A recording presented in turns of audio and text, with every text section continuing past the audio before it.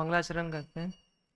सिद्धं शुद्धं प्रणमीय जिणेन्द्रवर्णेमि चन्दमकलङ्कं गुणरयणभूषणोदयं जीवस्य पर्वणं वोच्छम्। गति आगति की चर्चा के अंतर्गत आज अपन देवगति की चर्चा करने वाले हैं। अभी बाकी विद्यार्थी आ जाए तब तक अपन जो कल मनुष्य गति की चर्चा अपन ने देखी थी, मनुष्य गति में गति आगति दोनों विषय लगभग कौन बता सकता है संक्षेप में? दोनों को बताना है, गति और आगति संक्षेप में। हाँ, मनन को माइक दो भाई, माइक कहाँ पर है?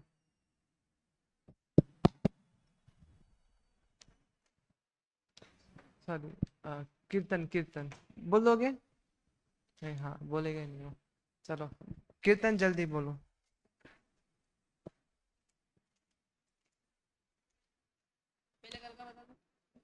हाँ, मतलब कल का नहीं बताना है, ऐसे मनुष्य की गति आगति दोनों, हाँ दोनों बता देना है। पहले गति बताओ फिर आगति बताओ।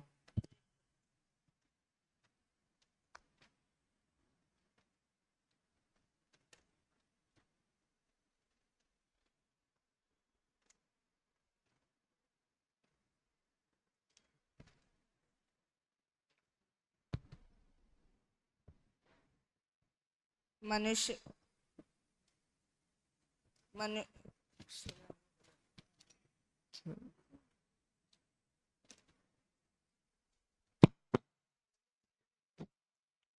क्या हुआ? चलो इसको दो माइक, चिराग बताएगा।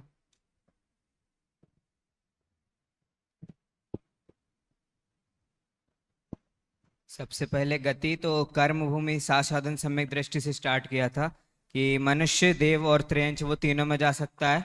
और फिर सम्यक्त जो सम्यक्त धारण किया है ऐसे जीव, वह त्रियंच में एक इंद्रिय बादर पृथ्वी का एक और बादर जल का एक वनस्पति में उत्पन्न होंगे और वो अपर्याप्त तक नहीं होंगे। देवगति में नौवे ग्रह वेग तक जाएंगे और वो वैमानिक ही होंगे, भवनवासी होंगे। और मनुष्य में संगी ही होंगे, वो भी निसर्गज ही होंगे, सम्मूर्छन नहीं होंगे और असंगी नहीं होंगे। गर्भज में कर्म भूमि भोग भूमि दोनों में उत्पन्न होंगे। और चौथे गुण स्थान वर्ती वो आपने 6 डाला के एक श्लोक छंद बताया था, प्रथम नरक विन षडभु ज्योतिष, उसके हिसाब से होगा कि जो वह प्रथम नरक में ही जाएगा। और षडभु ज्योतिष बान भवन षड नारी की नारी नहीं होगा और ठीक है, वो स्थावर छंद स्थावर याद है नहीं होगा। सभी को। हाँ, नेक्स्ट, हाँ। फिर वो 16वें स्वर्ग तक जा सकता है। और यदि द्रव और साथ ही साथ द्रव्य संयम सहित 9वें ग्रह वेग तक भी जा सकता है। पंचम गुण स्थानवर्ती भी 9वें ग्रह वेग। और यदि उसने आयु क्या बंद किया होगा तो पहले नरक तक ही जाएगा।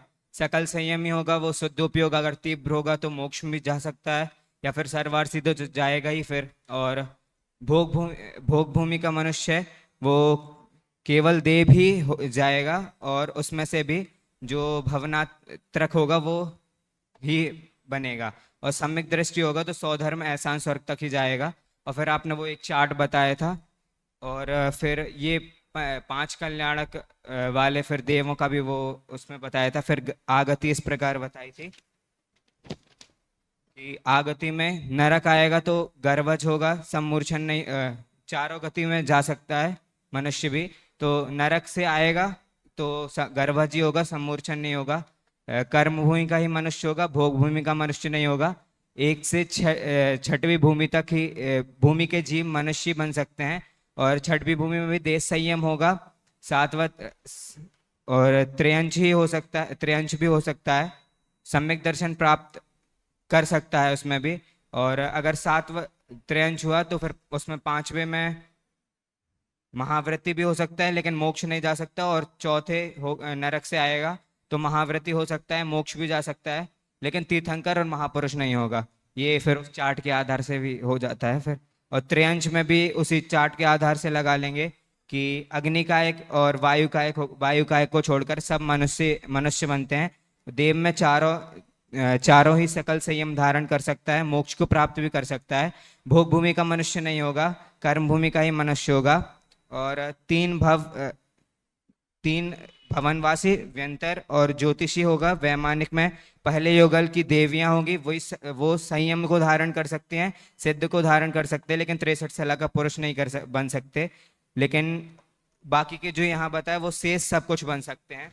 इनके अलावा ये तीन देव और 63 साल का पुरुष, सॉरी साल का पुरुष नहीं, देवियां, उनके शेष उसके सिवा सब कुछ बन सकते हैं।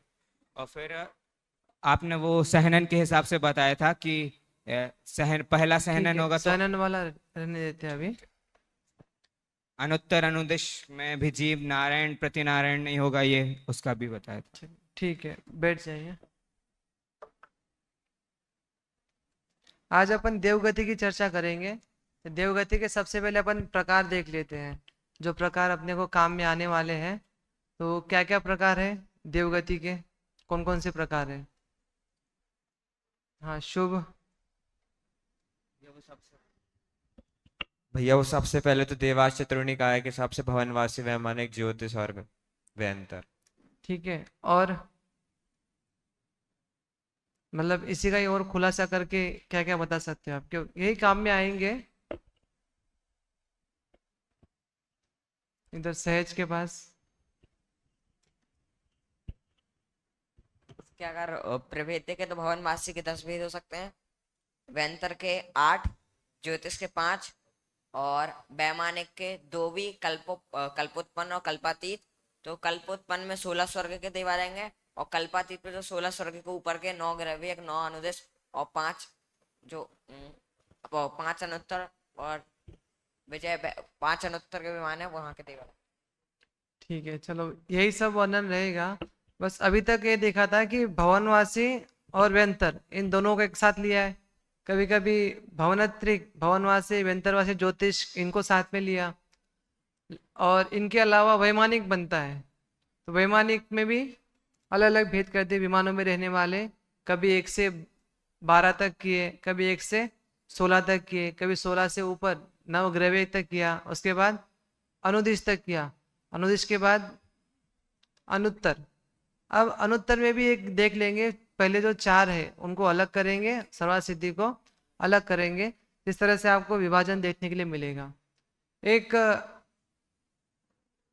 जो पद्म, महापद्म आदि सरोवर में जो देवियां रहती है, तो उनका वर्णन अलग से नहीं मिलता है कि वो उनमें कौन उत्पन्न होता है, क्या होता है, उनके अलग से कोई जानकारी नहीं मिलती है। तो जब भी देव देवियों का वर्णन आता हो ना, तो इन्हीं के अंतर्गत वह आ जाता है, ऐसे समझ लेना चाहिए। क्योंकि वो भी देवियां होती, तीर्थंकर की सेवाएं करती रहती है, तो उस अपेक्षा से अपन वो समझ लेंगे। तो इस प्रकार देव के मोटे मोटे प्रकार, एक भवनत्रिक आपको करना है, और जो वैमानिक में बता दिए 16 स्वर्ग तक, और उसके ऊपर ग्रैवेक, अनुदिश और अनुत्तर। ठीक है, यही भेद है। इसके अलावा और अधिक भेद करना हो, समझना हो, तो इंद्र सामानिक आदि है, तो उसके अपेक्षा से इतना गहराई से कि इस स्वर्ग में ये इंद्र बन सकता है, ये सामानिक बन सकता है, तो उस रूप पुण्य। अभी प्रवचन की स्टार्टिंग देखी थी ना, आज सुबह सुबह सुना था ना कि क्या बनेगा, जैसे विचार करोगे, जैसे जैसे विचार करेंगे उसके हिसाब से गति प्राप्त होगी। सुबह क्या ना प्रवचन में भाई साहब ने, तो जैसे ही विचार करोगे, जैसे तद्रूप परिणाम जैसे करोगे, आप कहाँ जाओगे, उस गति में जाएंगे। एक खरबूजे का उदाहरण दिया था, मुनि का विस्तार किया था, बाकी सब ऐसे ही बता दिया था कि जिस विषय में आप रति करेंगे, आप उस विषय में ही उसी स्थान में आप उत्पन्न हो जाएंगे।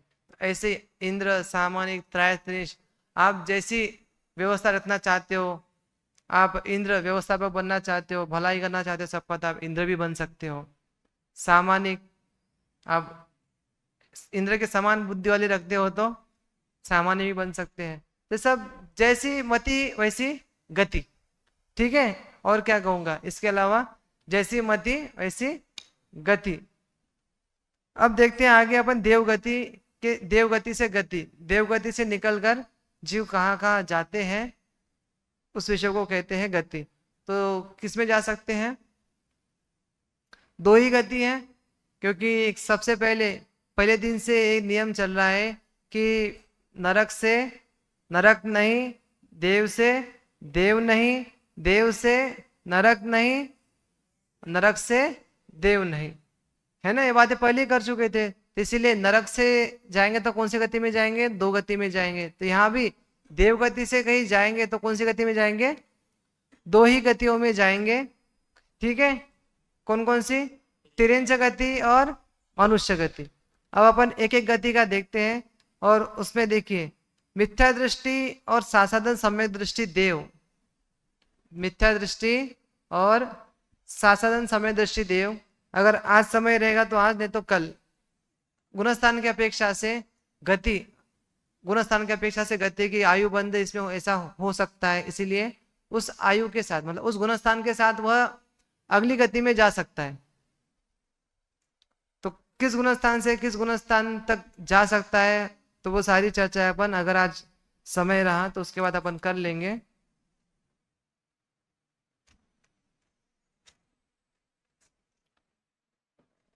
वैसे तो वो कल आएगा विषय, तो कल देख लेंगे। अभी तो आज अपन जितना हो सकता है उतना पढ़ेंगे। अब तिरेंच में भी कहाँ कहाँ जाता है वह देख लीजिए एक बार। तिरेंच में उत्पन्न होने वाले मिथ्या दृष्टि और सासाधन समय दृष्टि देव एक इंद्रिय और पंचेंद्रिय में हो सकते हैं। अभी बात चल रही थी ना, एक इंद्रिय में जाते हैं और पंचेंद्रिय में भी जाते हैं, तो उनमें से अधिकतर, है ना, अधिकतर कहाँ जाते हैं, एक इंद्रिय में जाते हैं, और पंचेंद्रिय में बहुत कम जीव जा पाते हैं, ऐसा आप बता रहे हैं। लेकिन विकल इंद्रियों में नहीं जाते। कौन, जो देव होंगे तिरंज गति में जाएंगे तो एक इंद्रिय और पंचेंद्रिय 2 गति में जाएंगे, विकल इंद्रिय में नहीं जाएंगे। उसके बाद अब एक इंद्रिय में जाएंगे तो एक इंद्रिय में क्या क्या बन सकते हैं, तो देखिए बादर पृथ्वी कायिक, बादर जल कायिक, बादर वनस्पति कायिक। प्रत्येक शरीर पर्याप्तक जीवों में ही उत्पन्न होते हैं। बादर पृथ्वी कायिक, वहां पर देखो वो अग्नि कायिक और वायु कायिक 2 छोड़ दिए, क्यों, क्योंकि इनका तिरंच में घूमना होता है अधिकतर। अग्नि कायिक और वायु कायिक तिरंच गति में ही बराबर जाते रहते हैं, इसलिए उनको यहाँ पर नहीं लिया, उनको छोड़ करके बाकी 3 ले लिए। और प्रत्येक शरीर बादर पर्याप्तक, है ना, पर्याप्तक ये जीव कहा जाते हैं, मतलब इन्हीं में ही उत्पन्न होते हैं। और इसमें भी कह रहे अपर्याप्तक नहीं होंगे, मतलब स्वर्ग से आए हुए जीवों का इतना पुण्य तो होता है कि वे अपर्याप्तक नहीं बनते, पर्याप्तक बनते हैं। आगे और भी आपको थोड़ा पुण्य देखने के लिए मिलेगा, आपने थोड़ा पढ़ लिया होगा, आगे बता देता हूं मैं। उसके बाद कह रहे कि एकेंद्रियों में भी उत्पन्न होने वाले सभी प्रकार के सूक्ष्म एकेंद्रियों में बादर अग्निकायिक और बादर वायुकायिक और अपर्याप्तकों में उत्पन्न नहीं होंगे। मतलब उसी का ही पहले अन्वय बता दिया, उसका व्यतिरेक करके जो बचे हुए थे उनको भी यहाँ पर ले लिया कि ये जीव भी कह रहे हैं वहां पर उत्पन्न, मतलब इनमें उत्पन्न नहीं होंगे एक इंद्रिय में जाएंगे तो। अब और भी देखो और विशेष क्या है, तो कहते हैं कि विशेष क्या है, बादर वनस्पति कायिक प्रत्येक शरीर में भी, बादर वनस्पति कायिक प्रत्येक शरीर। अब प्रत्येक शरीर क्या कहलाता है, एक होता है साधारण शरीर होता है, एक होता है प्रत्येक, जहाँ एक जीव एक स्वामी होता है, मतलब एक शरीर एक स्वामी, उसे कहेंगे प्रत्येक। और जहां पर एक शरीर और उसके स्वामी असंख्यात अनंत भी हो सकते हैं, तो वो क्या कहलाएगा, साधारण। इतना क्लियर है सबको, तो वो प्रत्येक में जाएगा। अपन एक फल लेते ना, फल क्या है, प्रत्येक है। फल क्या है, प्रत्येक है। उसके जो पत्ते हैं ना, पत्ते, वह किस में जाएंगे, पत्ते होते, पत्ते में असंख्य जीव होते हैं, तो किस में जाएंगे, एक पत्ता है लेकिन उसके स्वामी कैसे हैं, है ना। तो इस तरह से आपको बंटवारा मतलब विभाजन देखने के लिए मिलेगा। अभी जब अपन उसकी चर्चा करेंगे कभी बायोलॉजी की दूसरे अध्याय की, तब इसकी वनस्पति की अपन विशेष चर्चा वहां पर कर लेंगे, जिससे चन्नान योग अच्छा पुष्ट हो जाएगा। अब इसमें प्रत्येक शरीर में भी शुभ अंगों वाला उत्पन्न होगा। अब आप कहोगे शुभ अंग क्या है, वनस्पति में मैंने कहा था ना कल कि शुभ अंग, वनस्पति में भी कुछ जड़ें होती है, कुछ बीज की जड़ होती है, कुछ डालियां होती है, पत्ते होते हैं, फूल होते हैं, फल होते हैं, इसमें सारी चीजें अलग अलग होती है ना। तो जिनको लोग यूज करना चाहते हैं, है ना, वो यूज भी अलग अलग होते हैं। कुछ होते हैं कि जलाने के काम लेते हैं, कुछ खाने के काम लेते हैं, तो वो तो उस अर्थ में जितना अच्छा उसका यूज करेंगे उतना अच्छा वो शुभ कहलाएगा। तो यहाँ पर कह रहे हैं शुभ से वही तात्पर्य लेना है कि शुभ अंग वालों में उत्पन्न होते हैं। कैसे कैसे? मूल, कंद, स्कंद, त्वचा, शाखा, प्रवाल और पत्र। पत्र मतलब पत्ते। ये सब वनस्पति के अलग अलग अलग अंग है। आपको गोमरसार वगैरह जब पढ़ोगे ना तब आपको उसमें पढ़ने के लिए मिलेगा। तो वो इसमें उत्पन्न नहीं होते, फिर किस में उत्पन्न होते हैं? तो वो कह रहे हैं कि पुष्प, फल और बीज इनमें उत्पन्न होते हैं। ठीक है, अब बताओ उसके अपेक्षा ये कितना पुण्यशाली है। वो भजन ही बार बार याद आता है कि एक माँ के दो बेटे, एक करता है, एक वो करता है। एक पत्थर है ना, उसकी प्रतिमा बनती है, एक सीढ़ी पे लग जाता है। तो बस ऐसे ऐसे मान लो एक कैसे हो रहा है। तो इसी से कह रहे हैं जो शुभ कार्यों में जिसका इस्तेमाल किया जा रहा है उसके साथ कह रहे हैं कि पुण्य बंध है, और जिसको अशुभ कार्य में यूज किया जाए उसको पाप बंध कह रहे हैं। तो ऐसे ऐसे में उत्पन्न होता है। एक है ना बात ध्यान रखना बार बार, वनस्पति कायिक और ये जितने भी है ना इनमें बहुत कंफ्यूजन होता है। आपको लगता है कि पत्थर है तो पुद्गल है, इसमें क्या जीव हो सकता है? इसमें 4 भाग करते हैं। पृथ्वी कायिक है ना, पृथ्वी कायिक के 4 भाग, मतलब 4 बंटवारा करके उसको समझाते हैं। एक पहला करते हैं पृथ्वी, पृथ्वी, पृथ्वी जीव, पृथ्वी शरीर और पृथ्वी कायिक। चारों में अंतर पड़ता है। एक पृथ्वी जो नॉर्मल अपन जिसको नाम दे रहे पृथ्वी है ना, समूह रूप में हो सकता है, उसको कहेंगे पृथ्वी। एक होता है पृथ्वी जीव, मतलब शरीर धारण किया हुआ था और शरीर छोड़ दिया, तो अपन जो पहला पूर्व शरीर होता है वो छोड़ने के बाद अभी नया तो शरीर ग्रहण नहीं किया, तो वो जो हम नाम देते हैं उसको पृथ्वी जीव नाम देते हैं। पृथ्वी में रहने वाला जीव भी, या पृथ्वी से छोड़ दिया, जिसे शरीर छोड़ दिया उसको भी नाम देते हैं पृथ्वी जीव। अब उसके बाद कहते हैं जैसे अभी पार्श्वनाथ हुआ था, नाटक देखा ना आपने, तो उसमें कमट का जीव है ना, कमट का जीव कहा ना, कमट तो कितने भाव पहले हो गया, संवर देव बन गया, उसके बाद और भी कोई नया बन गया, तो वो जीव कहलाता है। उसके बाद एक होता है पृथ्वी काय, जिसमें से जीव निकल गया हो, ऐसा जो खाली शरीर बचा हुआ होता है उसको बोलते हैं पृथ्वी काय। और एक होता है पृथ्वी कायिक, उसके आश्रय से जो जीव रहते हैं उसको ही अपना शरीर बनाते हैं, है ना, वो कहलाते हैं पृथ्वी कायिक। तो ऐसे बाकी 5 में भी, 4 में भी लगा लेना चाहिए, ऐसे सब में आपको पढ़ने के लिए मिलेगा, तो जाके आपको एकेंद्रिय के जो स्थावर है उसका अच्छे से खुलासा होगा। आपको जितने भी कंफ्यूजन होते हैं ना कि भैया तो पत्थर दिखाई दे रहे इसमें क्या हो रहा है ना, ये तो जड़ दिखाई देता है, लेकिन उसके आश्रय से जीव रहते।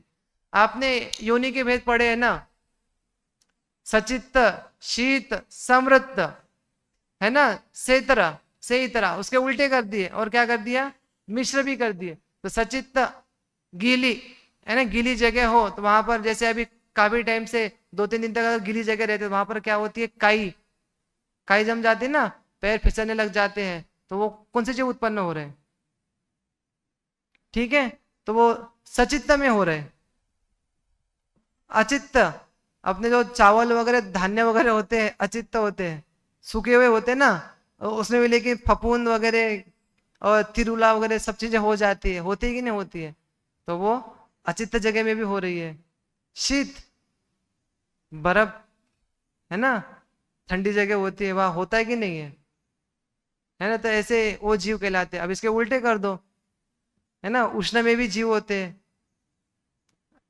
ठीक है, तो ऐसे लगा लेना, सारी इतनी प्रकार की योनियां होती है, इन्हीं के ही अगर भेद करते हैं, इन्हीं में उत्पन्न होने वाले जीव वो 84 लाख प्रकार वो अलग और ये अलग, इन्हीं में ही उत्पन्न होने वाले वह जीव है। एक स्थान बता दिए और इसके हिसाब से उत्पन्न होने वाले जीव उससे प्रकार बता दिए।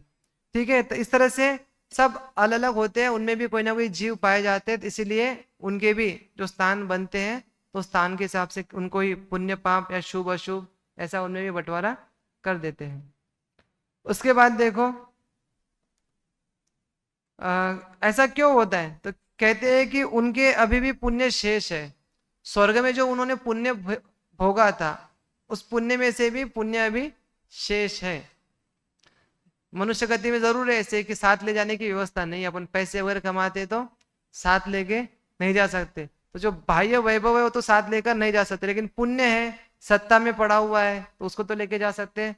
तो यहाँ पर ये उदाहरण मिलता है, उसी से सारे काम होते हैं, उसी से अगले भावों में जो सुख सामग्री आदि है वो सब उसी से मिलती है, पूर्वकृत पुण्य के उदय से।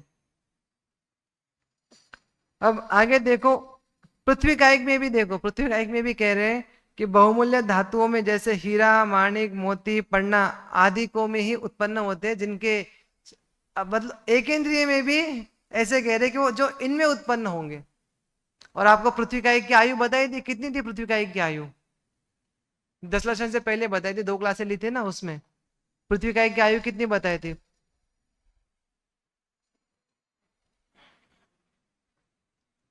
पृथ्वी कायिक की आयु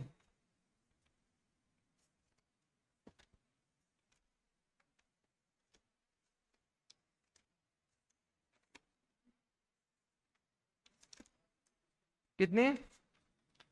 10,000 वर्ष उत्कृष्ट आयु पृथ्वी कायिक की? नहीं, 22,000 और 12,000। जो खर भाग होता है, जैसे हीरा वगैरह तो कठोर हो गए ना, उसको तोड़ने के लिए क्या चाहिए? वज्र चाहिए तोड़ने के लिए, तो उसके हिसाब से वो क्या कहलाता है? खर। और कोमल, कोमल जो पृथ्वी होती है बिल्कुल जैसे ग्रेनाइट वगैरह होते हैं, वो कोमल ही होते हैं, कटिंग जल्दी हो रही है ना उसकी, मतलब जिन पत्थरों की कटिंग जल्दी हो रही है वो कोमल ही है सारे पत्थर। और बिल्कुल जो कठोर है, किसी से टूट नहीं रहे, हथियार टूट जाए लेकिन वो नहीं टूट रहे, तो ऐसे को कहेंगे खर। ठीक है, तो अब बताओ, खर की आयु बता रहे 22,000 वर्ष की, मतलब हीरा टिकेगा तो कब तक टिकेगा? 22,000 वर्ष तक। और उसके बाद है ना 12,000 वर्ष तक। तो इस तरह से कई सारे बातें हैं, उसको भी ध्यान में रखना चाहिए, जिससे आपको यहाँ अनुमान लग जाए। चलिए आगे देखें, एक इंद्रिय विषय हो गया। एक इंद्रिय की बात कह रहे हैं, अब अगर पंचेंद्रिय में होंगे तो पंचेंद्रिय में क्या होंगे? संगी ही होंगे, असंगी नहीं होंगे। अब बताओ, स्वर्ग में पुण्य बचा हुआ है इसलिए तो संगी हो रहे, नहीं तो असंगी भी हो सकते थे, लेकिन जितने भी स्वर्ग से आए हुए होते उनका संगी ही है ना, संग मन वाले ही बनेंगे, बिना मन के वे नहीं बनेंगे। अब संगी में भी सम्मूर्छन भी संगी होते हैं, लेकिन सम्मूर्छन नहीं बनेंगे, गर्भज ही बनेंगे, भोग भूमि में नहीं जाएंगे। पंचेंद्रिय गर्भ तिर्यंच में उत्पन्न होने वाले जो देव रहेंगे वह भोग भूमि में नहीं जाएंगे। क्यों? क्योंकि अभी इतना पुण्य का भोग वो भोग कर आए हुए होते हैं, और जितना बचा हुआ होता है तो उसको उसके हिसाब से ही उसकी गति मिल जाती है। भोग भूमि में तो भी भोग होते हैं, तो उसको भोगने के तो और चाहिए होते हैं, इसलिए भोग भूमि में नहीं जाते, वो कर्म भूमि के ही तिर्यंच बनते हैं। ये बात ध्यान रखना। तो इस तरह से तिर्यंच गति में जीव जाएंगे देव गति के, तो वो किस गति में जाएंगे बता दिया गया। अब आगे मनुष्य गति। मनुष्य गति में जाएंगे तो मनुष्य में क्या होंगे? मनुष्य में एक इंद्रिय होता है क्या? 2 इंद्रिय, 3 इंद्रिय, चतुरेंद्रिय, पंचेंद्रिय, असंगी नहीं होता है। मनुष्य में क्या होता है? संगी होता है। तो मनुष्य में संगी ही बनेंगे, और संगी के साथ क्या बनेंगे? गर्भज ही बनेंगे, क्योंकि मनुष्यों में उपाद जन्म वगैरह भी नहीं होता है, इसलिए औदारिक शरीर वाले ही बनेंगे। उसके बाद कह रहे कि गर्भज बनेंगे, गर्भज में भी कर्म भूमि वाले बनेंगे, भोग भूमि के नहीं बनेंगे। अब सम्यक दृष्टि यदि जन्म लेंगे तो वह नियम से कर्म भूमि ही उत्पन्न होंगे। जिनका सम्यक दर्शन अभी भी है, या वह स्वर्ग में जिन्होंने प्राप्त कर लिया, प्राप्त करके आयु का बंध कर लिया, वे जीव कर्म भूमि के ही जीव बनेंगे, मनुष्य बनेंगे, भोग भूमि के नहीं बनेंगे। सम्यक दर्शन प्राप्त कर लिया ना, प्राप्त करने के बाद उनको एक मौका मिलता है कि भैया अगला वो मनुष्य लो, और मनुष्य से आप मोक्ष जाओ। और उसमें भी नहीं कर पाते हैं तो संसार तो भटकना ही है, वो बराबर अपनी योग्यता के हिसाब से कालब्धि के अनुसार भटकते ही है। भवनवासी, वानवेंतर और ज्योतिषी देव है ये, और इनकी देवियां 3 हो गए, और इनकी देवियां भवनवासी, वेंतरवासी और ज्योतिष, इनके देव और देवियां। और कौन कौन? सौधर्म ईशान कल्पवासी देव और उनकी देवियां। सौधर्म ईशान, सौधर्म की सचिंद्र नहीं बोले, उसका अलग गणित है, वो बाद में आएगा। ठीक है, अब यहाँ पर देखो रहने वाले देव, देव और देवियां उनकी बात चल रही है, वहां से च्युत होकर वो भी इन दो ही गति में आते हैं, क्योंकि और कोई रास्ता है ही नहीं है। अब उसमें भी सनत कुमार से लगाकर शतार सहस्त्रार, ये जो कल्पवासी देव है, शतार और सहस्त्रार देव, एक कर्मभूमि के गर्भज मनुष्य एवं कर्मभूमि के गर्भज संगी ही पंचेंद्रिय तिर्यंच बन सकते हैं। मनुष्य एवं तिर्यंच संगी ही बनेंगे, असंगी नहीं बनेंगे। कहां तक के? शतार सहस्त्रार स्वर्ग तक। ये कौन सा कल्प पड़ता है? शतार सहस्त्रार 11वां 12वां, तो 12वें कल्प तक के जो देव है, तो वो कह रहे हैं कि मनुष्य तिरंज बनेंगे, उसमें संगी ही बनेंगे। तिरंज में भी संगी बनेंगे और मनुष्यों में भी संगी बनेंगे, वो यहां पर कह रहे हैं। मनुष्य एवं कर्मभूमि के गर्भज संगी पंचेंद्रिय तिरंज ही बनते हैं। उसके बाद कह रहे हैं कि आनत कल्प से, मतलब 13वें स्वर्ग से लेकर 9वें गिरवे तक के जो विमानवासी मिथ्या दृष्टि और साधन सम्यक दृष्टि है, या असंयत सम्यक दृष्टि, असंयत मतलब अविरत सम्यक दृष्टि। ठीक है, यहाँ पर देश विरत नहीं लेना है, असंयत मतलब अविरत सम्यक दृष्टि ही लेना है।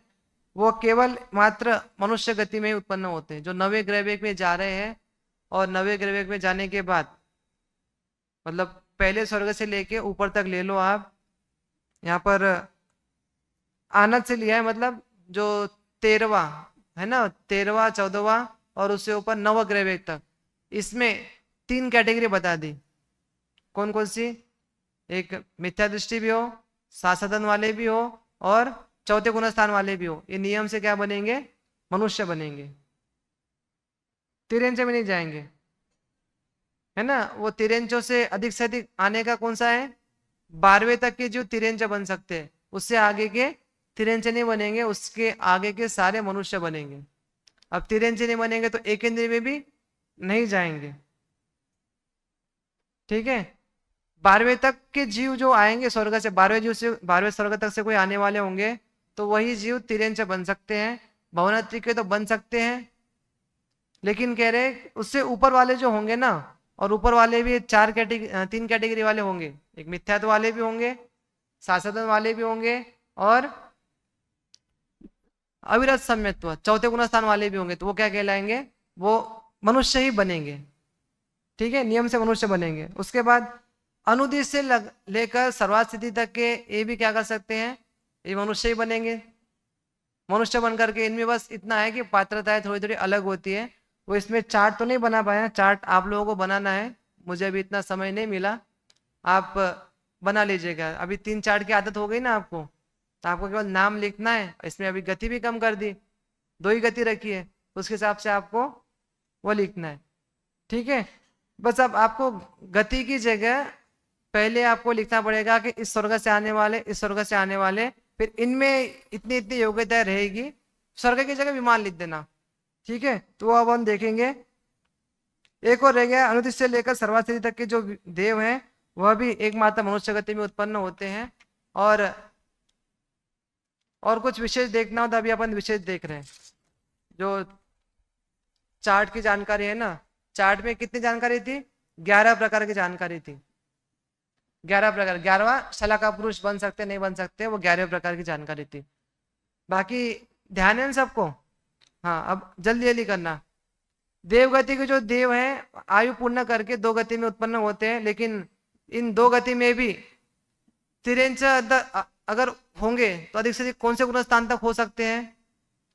तिरंज पंचम गुण स्थान तक प्राप्त कर सकते हैं, क्योंकि उसके आगे तिरंजों का गुणस्थान नहीं होता है। और अगर मनुष्य बनेगा तो मनुष्य सर्व उत्पन्न कर सकते हैं। सर्व सामान्य बात बताए, अगर कोई आता है स्वर्ग से तो वह सर्व उत्पन्न कर सकते हैं, सामूहिक बात बता दी। अब उसमें एक एक का खुलासा करते हैं। तिरंज व मनुष्य गति में उत्पन्न होने वाले जो जीव है, वह संख्यात वर्ष की आयु वाले ही होंगे, ये भी पक्का है। संख्यात वर्ष आयु मतलब कर्म भूमि के जीव। असंख्यात वर्ष आयु वाले मतलब अगर इनका कि चार्ट मिलेगा ना आपको बना बनाया, उसमें यही रहेगा, संख्यात वर्ष वाले और असंख्यात वर्ष वाले। संख्यात वर्ष वाले जब भी आएगा तब आपको क्या लेना है, कर्म भूमि, और असंख्यात वर्ष वाले आए तो क्या लेना है, भोग भूमि। ये अंतर आएगा, ये बात ध्यान रखना। उसके बाद तिर्यंच और मनुष्यों में उत्पन्न होंगे, भोग भूमि उत्पन्न नहीं होंगे। भवनवासी, व्यंतरवासी और ये भी उत्पन्न होंगे देव पर से च्युत होकर के, तो ये भी क्या बनेंगे, तिर्यंच मनुष्य गति में उत्पन्न हो सकते हैं। यदि उसमें तिर्यंच होंगे तो 6 उत्पन्न कर सकते हैं। अब 6 क्या चीजें कर सकते हैं, पहला अवधि ज्ञान, मति ज्ञान, श्रुत ज्ञान, अवधि ज्ञान, और उसके बाद सम्यक मिथ्यात्व, सम्यक्त्व और देश व्रत, पंचम गुणस्थान, ये 6 उत्पन्न कर सकते हैं। ठीक है, नाम तो याद रह रहे हैं सबको, ये नहीं रह रहे क्या, 6 उत्पन्न कर सकते हैं। उसके बाद मनुष्य होंगे, है ना, मनुष्य के लिए अलग से स्टार लगा के दिया है ना, 4 स्टार दिए, नहीं दिया है क्या, क्या चल रहा है भैया, पीपीटी वाले इधर ध्यान दो, कक्षा हमारे आगे बढ़ रही, पीपीटी आगे नहीं बढ़ रही है। हाँ, इसलिए सारे कंफ्यूज हो रहे थे। चलो एक तरह से वही बात है लगभग रिपीट हो गई है, अब चार्ट वाली बात आएगी। हाँ, थोड़ा सा और ऊपर ले लो। भवनवासी से शुरू हुआ था, भवनवासी, भवनत्रिक, इनके देव और देवियां अगर उत्पन्न होंगे, तिरंच में उत्पन्न होंगे तो 6 को प्राप्त कर सकते हैं। और मनुष्य में होंगे तो कह रहे कि सर्व उत्पन्न नहीं कर सकते। उसमें भी कह रहे कि मति ज्ञान, शुद्ध ज्ञान, अवधि ज्ञान, मन परे ज्ञान, मन परे ज्ञान, केवल ज्ञान, मोक्ष, ये भी प्राप्त कर सकते हैं। सम्यक्त्व, संयमा संयम और सकल संयम, उसको भी प्राप्त कर सकते हैं। तीर्थंकरत्व को भी प्राप्त कर सकते हैं, तीर्थंकरत्व को भी प्राप्त कर सकते हैं। कौन, इसमें लिखा है मोक्ष प्राप्त कर सकते हैं। शला का पुरुष नहीं बन सकते। शला का पुरुष कौन कह रहा हूं, भवनत्रिक और उनकी देवियां मोक्ष भी जा सकते हैं कह रहे हैं, लेकिन शला का पुरुष नहीं बनेंगे। शला का पुरुष में तीर्थंकर भी नहीं बनेंगे, कोई भवनत्रिक से तीर्थंकर नहीं बनता। क्योंकि हमने सुना क्या, कल ही पढ़ा अपन ने, जो 5 खिलाने वाले तीर्थंकर होते हैं वह नरक से आते हैं या स्वर्ग से आते हैं। स्वर्ग में भी भवनत्रिक से नहीं आएंगे, वैमानिक से ही आएंगे। ठीक है, ये बात बराबर समझना। उसके बाद देखो आगे, सौधर्म ईशान कल्प से लगाकर शतार सहस्त्रार कल्पों तक के देवों की तिरंच गति और मनुष्य गति में यदि उत्पन्न हो, उत्पन्न नहीं उसी में होते हैं। ठीक है, ईशान, सौधर्म ईशान, पहले 2 स्वर्ग है ना, पहला युगल, पहले 2 स्वर्ग, यहां से अगर कोई निकलेंगे तो 2 ही गति है। स्वर्ग से निकलने वालों में कोई कंफ्यूजन नहीं करना, इसमें 2 ही गति होगी। अब उसमें क्या बन सकते इतना ध्यान रखना है। तिरंच होंगे, पहले 2 स्वर्ग से निकलने वाले यदि तिरंच बनेंगे तो वो 6 को उत्पन्न कर सकते हैं। 6 से आगे 7 की उनकी योग्यता नहीं है तिरंचों की।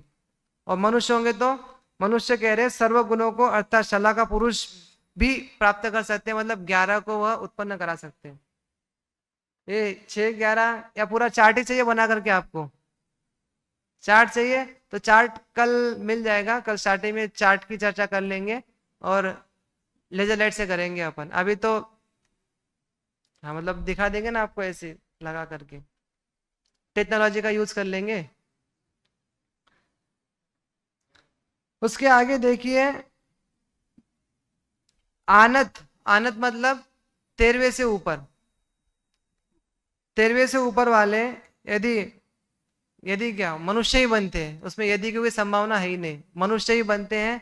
और मनुष्य बन करके क्या क्या कर सकते हैं कि सब उत्पन्न कर सकते हैं, 11 के 11 ही पद उत्पन्न कर सकते हैं। अब लेकिन आगे की जो है ना 9 अनुदिश, 9 अनुदिश में 11 में से कुछ कम हो जाएंगे। आप देखना क्या कम हो जाएंगे। 9 अनुदिश से लगाकर विजय, वैजयंत, जयंत, अपराजित, ये जो विमान है 9 अनुदिश के 9 हो गए और ये 4 पंचोत्तर पंचोत्तर भी बोलते हैं इसे अनुत्तर को। तो इसमें से 4 विमानों को लिया, केवल सर्वा सिद्धि को नहीं लिया।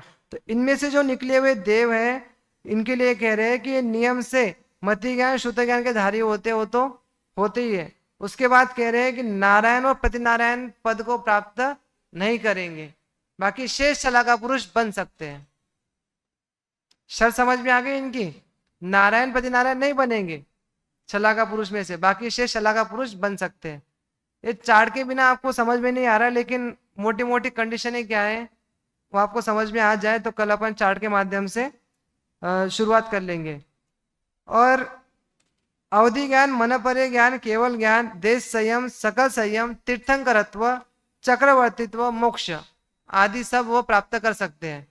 मतलब कहने के लिए तो क्या हो रहा है, 11 के 11 ही वो प्राप्त कर रहे हैं, लेकिन जो 11वां था शलाका पुरुष उसमें भी कह रहे हैं कि नारायण प्रतिनारायण नहीं बनेंगे। क्यों? ऐसा क्यों? क्योंकि नारायण प्रतिनारायण होते हैं, उनका नियम से सम्यत्व टूटने वाला होता है। सम्यत्व के प्रभाव से सम्यत्व प्लस निदान बांधते हैं, तो उससे वह क्या करते हैं, वहां तक जा पाते हैं। क्योंकि मिथ्या दृष्टि जाएगा तो कहां तक जाएगा, आदि से अधिक ग्रैवेद तक जाएगा। उसके आगे जाना हो तो उसको संयम चाहिए, सम्यत्व भी चाहिए और संयम भी चाहिए, तब जाके वह आगे जा पाएगा। अगर वहां तक जा रहा मतलब पहले तो सम्यत्व था और सम्यत्व अब क्या हो गया, उसका नष्ट हो गया, और जो सम्यत्व के साथ उसने निदान बांध लिया था, है ना, तो उस निदान के फल से पुण्य बहुत इकट्ठा हो गया, और वहां जो पुण्य फल भोग लिया। नहीं चल रही क्या पीपीटी भी? चल रही ना? तो आप बराबर पढ़ो सेकंड लास्ट जो, हाँ बीच वाला बराबर, तो उसका आप ध्यान रखो। आपको पूरा पढ़ना पड़ रहा है, कोई बात नहीं, आज एक दिन मेहनत हो रही, रोज सुविधा हो रही थी, आज थोड़ा पाप का उदय समझ लो। पाप का उदय आपके ऊपर है, माने तो पाप का उदय, नहीं माने तो पुण्य का भी उदय है। पढ़ने के लिए मिल रहा है, पुण्य का भी उदय है, और पढ़ने में आपको अंतराय हो रहा है। कैसे? हाँ, अपन कहाँ थे? नारायण पति नारायण थे, वह वहां से जो पुण्य बचा हुआ होता है, उस बचे हुए पुण्य को भोगने के लिए नारायण पति नारायण बनते हैं, और फिर पुण्य खत्म करके फिर नरक जाते हैं, नियम से नरक जाते हैं, ऐसे उनकी कहानी होती है। उसके बाद सर्वा सिद्धि की जो देव आते हैं, अब इनमें भी जो 11 चीजें बताए उसमें से कोई ना कोई चीज कम होती है। सर्वा सिद्धि के विमानवासी देव है, यदि वह देव गति से आते हैं तो केवल मनुष्य में आते हैं, और नियम से मति श्रुत और अवधि ज्ञान के धारी होते हैं। इनके अवधि ज्ञान की भी चर्चा आती है। इनका अवधि ज्ञान अनुगामी नहीं होता है, हीयमान नहीं होता है, अनवस्थित नहीं होता है, शेष बचे हुए 3 है, ऐसा अवधि ज्ञान इनका होता है। अगर मनुष्य गति में अवधि ज्ञान वो प्राप्त करते हैं तो हमने क्या किया, एक तीर्थंकर का भाव तो कंपल्सरी ले लिया कि तीर्थंकरों को भी भाव प्रत्यय अवधि ज्ञान होता है, भाव निमित्तक, है ना। एक गुण निमित्तक होता है और एक भाव निमित्तक होता है। तो गुण निमित्तक में हमने शयोपशम निमित्त कह दिया उसको, और उसके 6 प्रकार होते हैं, अनुगामी, अननुगामी, वर्धमान, हीयमान, अवस्थित, अनवस्थित। तो उसमें जो पतन होने वाले होंगे, अनुगामी, हीयमान और अवस्थित, अनवस्थित, तो ये उनको अवधि ज्ञान नहीं होंगे। इसके अलावा बाकी जो अवधि ज्ञान होते हैं वो अवधि ज्ञान उनको होंगे, तीन ज्ञान के धारी होंगे। तो उसमें कह रहे कोई मन परे ज्ञान भी उत्पन्न कर सकते हैं, कोई बिना मन परे ज्ञान उत्पन्न किए सीधे केवल ज्ञान को भी उत्पन्न कर सकते हैं। अब आगे और कह रहे उनके सम्यक मिथ्यात्व नहीं होता है। किनके? जो सर्वा सिद्धि के देव आ रहे होंगे ना, उनके 11 में से एक सम्यक मिथ्यात्व नहीं होता है। और क्या नहीं होता है?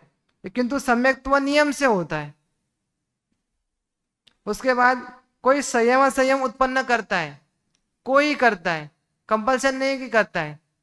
जो महापुरुष बनेंगे ना, मैंने पहले कहा था, महापुरुष बनेंगे वह अल्प पुरुषार्थ नहीं करेंगे। एक चक्रवर्ती का उदाहरण ले लो, चक्रवर्ती को बोलो आप परिग्रह परिमानान व्रत धारण करो, कर सकते हैं क्या? नहीं कर सकते। तो इसीलिए उनके अनुव्रत कैसे होंगे? वो परिमानानुव्रत भी कर लो, हो सकता है क्या? दिग्व्रत देशव्रत कर लो, वो 6 खंडों के बाहर जा ही नहीं सकता है ना। अब 6 खंडों का दिग्व्रत ले लिया तो उसमें कौन सा दिग्व्रत ले लिया है? जब उसके बाहर जा ही नहीं सकते तो दिग्व्रत कहाँ से हुआ? मर्यादा तो तब कहलाएगी जब उसके बाहर जा सकते हो ले लिया हो। जो 10 दिन स्मारक के बाहर नहीं जाएंगे, है ना, जयपुर के बाहर नहीं जाएंगे। बहुत बड़े फायदे हैं इसके, बहुत बड़े फायदे हैं कि आपने लिया जयपुर के बाहर नहीं जाएंगे 10 दिन तक, तो जयपुर के बाहर आपके महाव्रत पालन हो रहे हैं। ऐसे ही आप नियम ले लो कि रात में नहीं खाएंगे, तो रात में क्या हो रहा है? रात में आपके महाव्रत पालन हो रहे हैं रात्रि भोजन त्याग के संबंध में। ये ऐसे छोटे छोटे नियम के बहुत फायदे हैं। छोटे छोटे नियम भविष्य के लिए बड़े हो जाते हैं, लेकिन अभी वर्तमान में भी बहुत बड़े होते हैं। तो ये बात बराबर ध्यान रखना। तो छोटी छोटी चीजें हैं, बराबर पालन करना चाहिए। कोई संयम असंयम उत्पन्न कर सकते हैं, मतलब देश पर कोई दिक्कत है क्या? पीछे चार्ट चाहिए क्या? चलो कल एक होमवर्क देता हूं, आप चार्ट बना के लाओ, ठीक है? अरे इतने सारे आचार्य हुए, इतने सारे विद्वान हुए, उन्होंने सब रेडीमेड ज्ञान दिया है। उसमें भी और रेडीमेड चाहिए क्या? और रेडीमेड चाहिए? आप विद्वान कैसे बनेंगे? थोड़ी सी मेहनत करनी पड़ेगी, पुरुषार्थ करना पड़ेगा। ये रेडीमेड ज्ञान, जैसे टोडरमल जी कहते हैं, सुनता है तो दूसरों को सुनाने के लिए सुनता है कि भैया ये सुनाना पड़ेगा मुझे, तो इसके लिए सुनता है। पढ़ता है तो पढ़ाने के लिए पढ़ता है। ऐसी चीजें नहीं होना चाहिए। ये चीजें एक विद्वान में गौणता होने चाहिए। इसके बाद इसका ध्यान रखें। किंतु सकल संयम नियम से इनका उत्पन्न होता है। आगे कह रहे कोई बलदेवत्व को उत्पन्न करते हैं, किंतु वासुदेवत्व, वासुदेव क्या है? ये सब पर्यायवाची नाम है वासुदेव के। वासुदेव प्रति वासुदेव आज शायद आ जाएगा प्रश्न में, जो आज रात्रि आप प्रतियोगिता करेंगे उसमें हो सकता है कि इनके भी और पर्यायवाची नाम है वो भी आ जाए। हाँ, है ना। जैसे एक नारायण हो गया, पति नारायण हो गया। मंगलाष्टक सुना होगा, मंगलाष्टक में क्या नाम आता है? ये विष्णु प्रति विष्णु। लांगल धरा मतलब होता है हल। हल धरने वाला कौन होता है? आपने वो भी एक सुना होगा, महावीर भगवान की जो वृंदावन दास जी वाली पूजन है। गणधर, असनिधर, चक्रधर, हलधर, गदाधर। सुना नहीं क्या आपने सब चीजें? ये सब किनको याद किया? तो उनसे भी श्रेष्ठ महावीर है, ऐसा वहां बताने की कोशिश की है। तो ऐसे विष्णु प्रति विष्णु, लांगल धरा, है ना। तो उसमें सब चीजें वो बता दी गई। ऐसे अलग अलग आपको पर्यायवाची नाम भी मिलते हैं, तो नाम भी बराबर ध्यान रखना। वासुदेवत्व और प्रति वासुदेवत्व उत्पन्न नहीं करते, चक्रवर्ती तो उत्पन्न कर सकते हैं। अब ये बात ध्यान रखना, चक्रवर्ती तो उत्पन्न कर सकते हैं, तो ये तो एक भावाधारी होते हैं, तो चक्रवर्ती नरक कैसे जाएंगे? तो जो चक्रवर्ती सर्वार्थ सिद्धि से आया होगा वो नियम से मोक्ष जाएगा। आई बात समझ में? और कोई चक्रवर्ती और कोई द्विभावाधारी विजयादिशुद्धि शर्मा कहा है ना, तो उसमें से आके चक्रवर्ती बना होगा, तो उसको जरूर नरक गया होगा। नरक से फिर तीर्थंकर प्रकृति बांध करके असंख्यात जीव तीसरी पृथ्वी में असंख्यात जीव तीर्थंकर प्रकृति का बंध कर रहे हैं। कितने? असंख्यात जीव। अब उसमें भी जाकर के फिर वो तीर्थंकर बन सकता है, ऐसा भी हो सकता है। ठीक है, अपन वही तो पढ़ रहे संभावना अभी की क्या क्या हो सकता है। तो चलिए अपन संक्षेप में फटाफट देख लेते हैं, बाकी जो बचा हुआ विषय कल कर लेंगे। कोई तीर्थंकर तो उत्पन्न करते हैं और अंत में नियम से निर्वाण प्राप्त करते हैं। अंत मतलब इस मनुष्य भाव में नियम से निर्वाण प्राप्त करते हैं। एक और थोड़ा सा मैं चक्रवर्ती की विशेषता बताना चाहूंगा। चक्रवर्ती की पटरानी होती है, वो नरक जाती है। अब किसकी जाती है ये सुन लो, फिर अपन बाकी चर्चा अपन कल करेंगे। ठीक है, जो चक्रवर्ती नरक जाता है उसकी पटरानी नरक जाती है, और जो मोक्ष जाता है उसकी पटरानी स्वर्ग जाती है। ये बात आप ध्यान रखना।